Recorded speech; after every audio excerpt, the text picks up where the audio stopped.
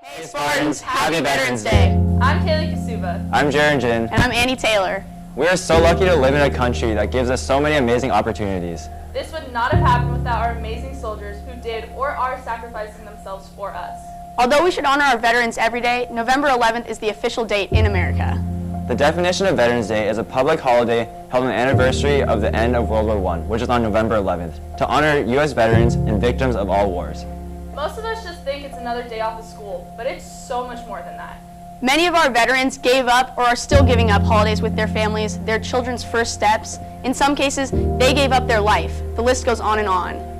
This video is to remember and honor and get us thinking about how much others have sacrificed for us and how thankful we should be. Let's realize how something as small as writing a letter or just simply shaking a veteran's hand and saying thank you can make an amazing impact.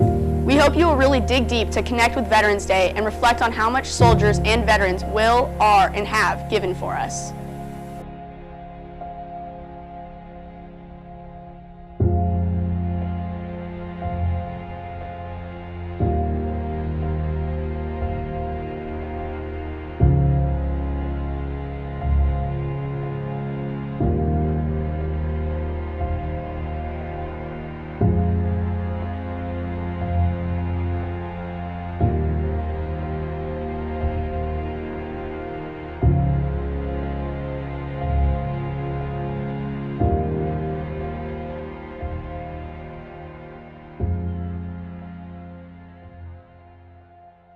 Well, in the United States, there are actually 2 days that we celebrate veterans. The first one is Memorial Day at the end of May. And so it was originally called Decoration Day, and it is obviously to honor the dead and the people who have fallen in wars defending the country. The second day that we celebrate is the one coming up, which is Veterans Day, and that actually has a very different origin. It started in Europe after World War I, and it was called Armistice Day. It was celebrated by the Europeans. It was a commemoration of the dead of World War I, in which tens of millions of Europeans were killed. And in the United States, it was first commissioned by President Woodrow Wilson in 1919, just as a commemorative day. In 1938, it was made an official holiday in the United States. But it was still called Armistice Day, and it was not until later, in the 1950s, after the World War II and the Korean War, that it was changed to Veterans Day to commemorate not only the dead of World War I, but also the dead of World War II and the Korean War, and subsequently all American wars. So those are the differences in the two. They're both dedicated to veterans, though, and they're not really about sales at the local store or anything like that.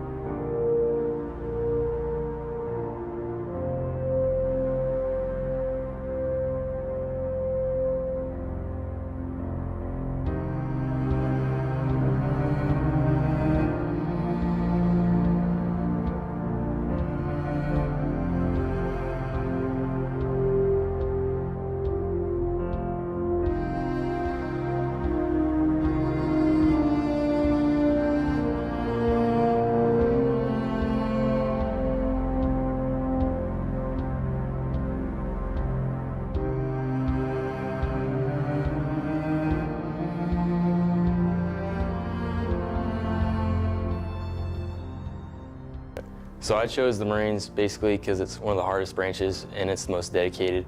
It gave me an opportunity to become more of a leader and involve myself personally into being a better person overall. My decision to go to the Air Force Academy, there was a lot going into it. My dad served in the Navy for 16 years. My brother's currently in the Air Force. I wanted to follow in their footsteps, and I also wanted to be a part of something greater than myself. It's pretty incredible that I had the opportunity to play football while also serving my country.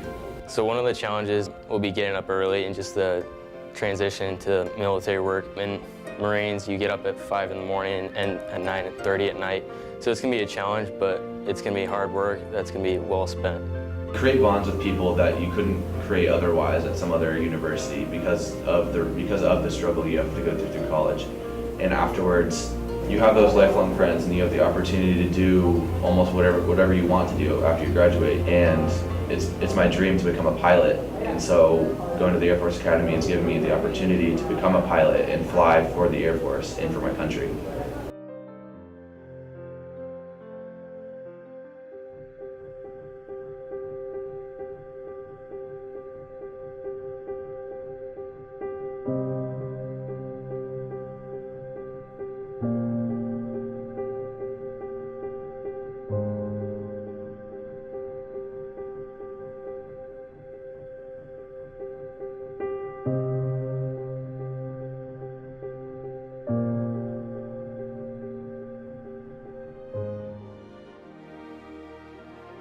Hello, I'm Colonel Michael Patrick Sullivan. I'm in the United States Army Special Forces, and we're commonly known as the Green Berets. I've been in the Army for 22 years, and I have 6 combat tours to the country of Afghanistan. I absolutely love what I get to do every day as a Green Beret and a member of our Army Special Forces. We do a lot of dangerous things, a lot of cool things, and it's absolutely one of the best decisions I ever made in my life.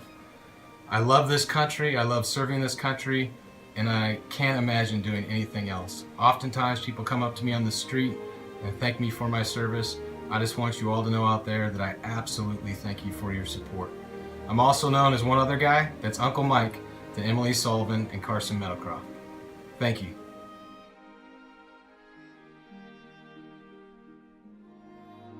So in the Marines, everyone's trained as an infantryman, and your MOS, which is your military occupation specialty, is your secondary job.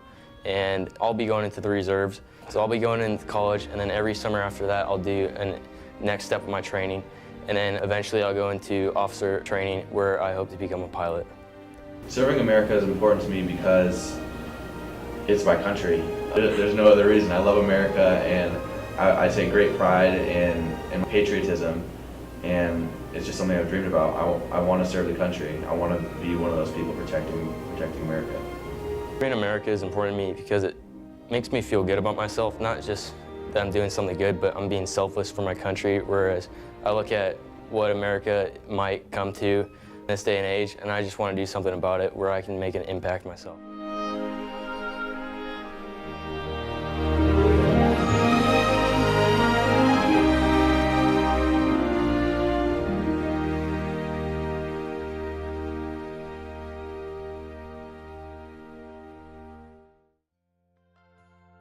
I'm Michelle Dona. I'm here to speak about why we write letters to our veterans and to our servicemen and women and to our wounded warriors.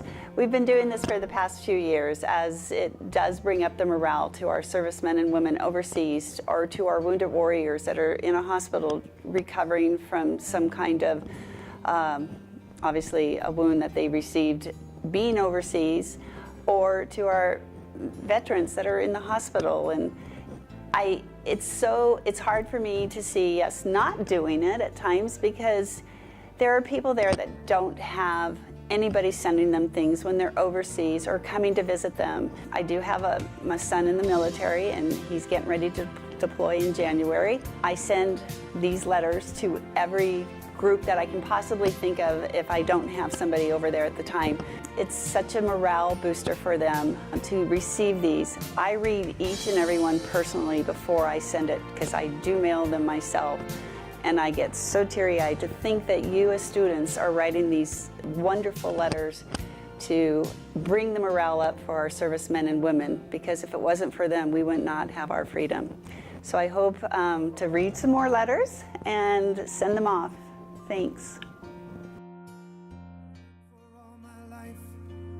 And I had to start again with just my children and my wife. Thank my lucky stars to be living here today, 'cause the flag still stands for freedom, and they can't take that away. And I'm proud to be an American, where at least I know I'm free. And I won't forget the men who died, who gave that right to me. And I gladly stand up next to you and defend her still today, 'cause there ain't no doubt I love this land.